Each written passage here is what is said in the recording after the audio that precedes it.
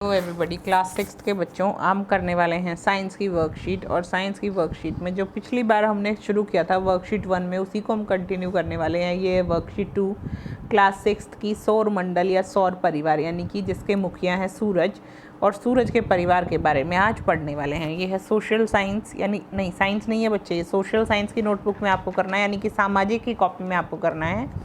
और सामाजिक की कॉपी में आप ये करेंगे और वर्कशीट नंबर लिखेंगे 2 और तारीख लिखेंगे 18 सितंबर 2020। ठीक है बच्चे, सामाजिक की नोटबुक में करेंगे, सोशल साइंस की नोटबुक में। चलिए शुरू करते हैं। Chapter 1, the earth in the solar system. सौर परिवार में अर्थ यानी कि धरती। The sun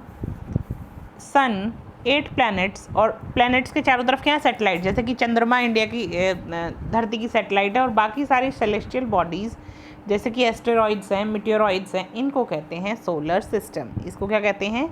solar system. यानी कि सूर्य, 8 उपग्रह, अन्य खगोलीय पिंड जैसे क्षुद्र ग्रह, उल्का पिंड मिलकर सौर मंडल का निर्माण करते हैं, जिसे हम सौर परिवार का नाम देते हैं, जिसका मुखिया सूरज होता है। ठीक है बच्चे।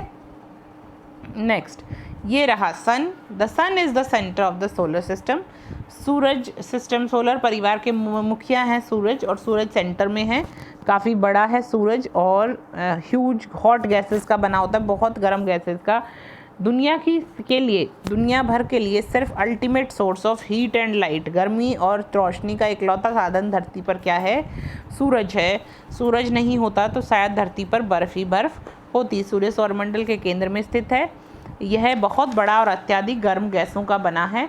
सूर्य सौरमंडल के सभी के लिए प्रकाश और ऊष्मा का एकमात्र स्रोत है। समझने की कोशिश कीजिएगा, एकमात्र स्रोत है। अगर सूरज की गर्मी नहीं है धरती पर तो शायद कुछ भी काम नहीं हो सकता है। इसको प्रैक्टिकली सोचने की कोशिश ज़रूर कीजिएगा। नेक्स्ट, अब हम आते हैं प्लैनेट्स की तरफ, यानी ग्रहों की तरफ। 8 प्लैनेट्स हैं, और क्या क्या नाम है वो याद कर लेते हैं। नाम बेटा इस तरीके से याद करने हैं: MVEMJSUN, सन। हम इसको ऐसे याद कर सकते हैं, MVEMJ सन। ठीक है। माई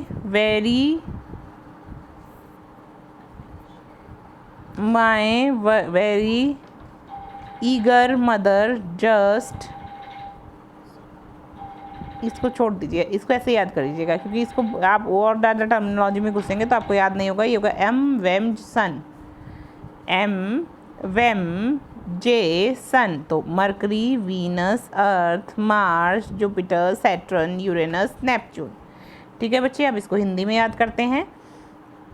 हिंदी में ग्रह हैं ये वाले: बुध, शुक्र, पृथ्वी, मंगल, बृहस्पति, शनि, यूरेनस, नेपच्यून। बुध, शुक्र, पृथ्वी, मंगल, बृहस्पति, शनि, यूरेनस, नेपच्यून। बुध सूर्य के सबसे नज़दीक है। शुक्र को पृथ्वी का जुड़वा ग्रह भी कहा जाता है, क्योंकि इसका आकार और आकृति पृथ्वी के ही समान है। ये देखिए, ये हैं हमारे ग्रह सौरमंडल। सौरमंडल में हमारे ग्रह देखिए बच्चे, ये है सूरज। सबसे पहला प्लैनेट है मरकरी यानी बुध, दूसरा है वीनस यानी शुक्र, तीसरा है पृथ्वी यानी धरती, और चौथा है मंगल यानी कि मार्स।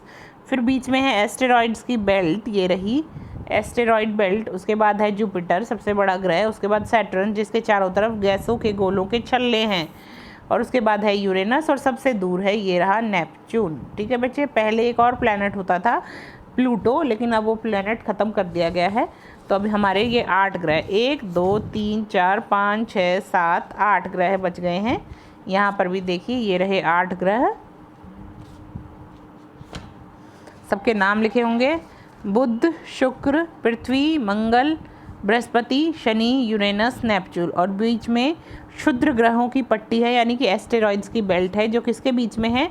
जुपिटर और मंगल के बीच में, यानी मंगल ग्रह और बृहस्पति ग्रह के बीच में क्षुद्र ग्रहों की एक पट्टी है। चलिए आगे पढ़ते हैं। ये डायग्राम अपनी नोटबुक में बनाएंगे बच्चे, बहुत ही ज़्यादा ज़रूरी है। ठीक है बच्चे, चलिए अब हम क्वेश्चन आंसर करते हैं। Which planet is nearest to sun? कौन सा प्लैनेट है सन के सबसे नज़दीक? तो सबसे नज़दीक कौन सा है बेटा? मरकरी यानी बुध। मरकरी लिखेंगे। और बुध भी लिख सकते हैं, ठीक है। मरकरी को हिंदी में कहते हैं Budh. Ultimate source of heat and light for the solar system क्या है? सन। क्या लिखेंगे? SUN, सन यानी कि सूर्य।